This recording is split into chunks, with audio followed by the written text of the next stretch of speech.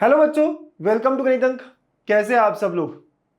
Sir बहुत डर लग रहा है सर, ब्लैंक हो रहा हूँ सर। अच्छा पेपर जाएगा या नहीं जाएगा, बहुत प्रेशर फील हो रहा है। बच्चों ये सबके साथ होता है। MHT CT आपके लिए बहुत इंपॉर्टेंट एग्जाम है और ऐसे होना नेचुरल है। बट इन सारे इमोशंस को जो कंट्रोल करेगा, अब जीत उसी की होने वाली है। और गणित अंक के बच्चे तो सबसे अच्छे हैं। तो आपने आखिरी के 2 दिनों में क्या क्या करना चाहिए, चलिए वो डिस्कस करते हैं।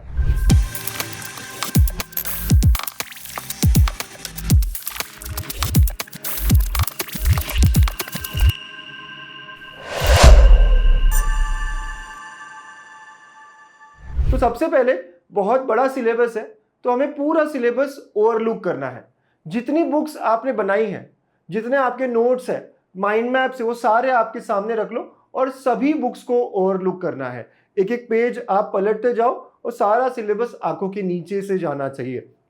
किसी भी चैप्टर पे बहुत ज़्यादा टाइम नहीं देना है, किसी भी पेज पे बहुत ज़्यादा टाइम नहीं देना है। फटाफट फटाफट बुक ली, ऐसे ऐसे किया, हर पेज को 15-20 सेकंड 30 सेकंड, हाँ ये है ये है ये है, और आगे बढ़ना है। कोई नया चैप्टर नहीं पढ़ेंगे हम, कोई नई टेस्ट भी आखिरी 2 दिनों में हम नहीं देंगे। जितनी पुरानी टेस्ट है उनको रिकैप करेंगे, रिवाइज करेंगे, देखेंगे कि यार ये गलती मैं करता था, अब मैं वो गलती नहीं करूंगा। ठीक है, तो आपको बस इसी तरीके से रिवीजन अपनी करनी है। सेकेंड, आपको बहुत क्लियर स्ट्रैटेजी के साथ जाना है। आप सबको पता है पेपर 1 फिजिक्स और केमिस्ट्री का होता है। कई सारी टेस्ट दी है आपने, आपके लिए क्या वर्क किया, पहले फिजिक्स करूंगा या पहले केमिस्ट्री करूंगा, अभी क्लियर होना है। कितना टाइम मैं केमिस्ट्री को दूंगा, ये भी क्लियर रखना है, ताकि वहां जाके ऐसा ना हो कि यार 2 केमिस्ट्री कर लेता हूं 2 फिजिक्स कर लेता हूं। कंफ्यूजन नहीं होना चाहिए, बहुत क्लियर रहे कि यार पहले केमिस्ट्री 40 मिनट्स दूंगा, उसके बाद फिजिक्स करूंगा, अच्छे से पेपर जाएगा। फिर पेपर 2 को अटेम्प्ट होगा मैथ्स। और एक और बात बच्चों, बाय चांस फिजिक्स केमिस्ट्री इतना अच्छा नहीं गया तो उसका प्रेशर मैथ्स पे नहीं आना चाहिए। किसी भी एक पेपर को अच्छा ना हो या कुछ क्वेश्चंस आप ना कर पाए तो दूसरे सब्जेक्ट पे प्रेशर नहीं लेना है। सेल्फ टॉक करो, मैं हर सब्जेक्ट को हर क्वेश्चन को ठीक से करूंगा। ओके, और अलग अलग तरीके से अलग अलग समझकर, मतलब पहला पेपर का इफेक्ट सेकंड पेपर पर नहीं आने दूंगा। ये सब खुद को अभी से बता के रखो, बहुत जरूरी है। और स्ट्रैटेजी तो बना रखी होगी कि पहले मैं फैमिलियर क्वेश्चन, सिंपल क्वेश्चन को करूंगा राउंड 1 में, और राउंड 2 में जो भी क्वेश्चन मैंने स्किप किए थे उन्हें ट्राई करूंगा। तो अपनी स्ट्रैटेजी क्लियर रखिए। और क्या क्या लेके जाना है हॉल में, तो यार ये 4 बेसिक चीजें जो लेके जानी होती है। एडमिट कार्ड, हॉल टिकट जिसे कहते हैं, 2 प्रिंट निकाल लो, एक एक्स्ट्रा रखो, उस पर फोटो चिपकाया हुआ होना चाहिए। ID प्रूफ, जो भी आपका आधार कार्ड है, पैन कार्ड, जो भी आपका होगा। उसके अलावा pen, water bottle, water bottle भी ट्रांसपेरेंट होनी चाहिए। और सेंटर कितना दूर है देख लो, सेंटर पे 1.5 घंटा पहले पहुंचना है। ऐसे भी नहीं कि 3-4 घंटा पहले पहुंच गए हम, उससे भी आपकी एनर्जी लेवल कम हो जाती है। आपको बहुत फ्रेश एंटर करना है उस सेंटर पे, तो आप पहले ही देख लो 1.5 घंटा पहले पहुंचना है, ये ध्यान रखो। अगर सुबह 9 बजे की शिफ्ट है, 7:30 तक आप पहुंच जाओगे। अकॉर्डिंगली आपको उठना है और वहां पे निकलना है। इसके अलावा बच्चों, एक रात पहले बहुत अच्छी नींद होनी चाहिए।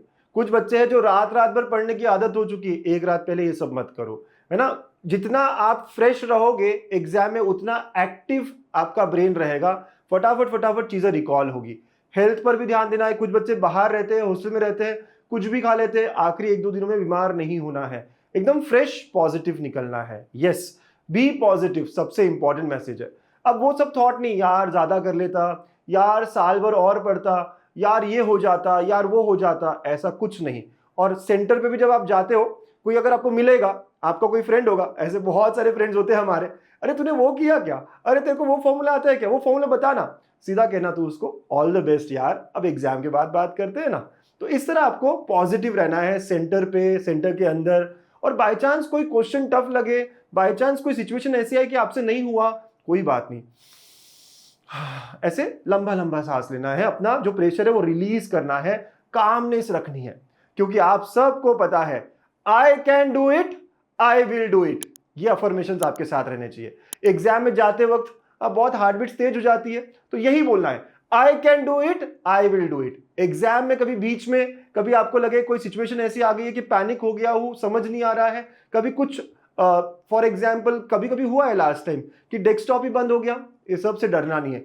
I can do it, I will do it. क्योंकि मैं बिलीव करता हूं कि आप सब ने बहुत मेहनत की है, you have really worked hard, और आप मचाओगे।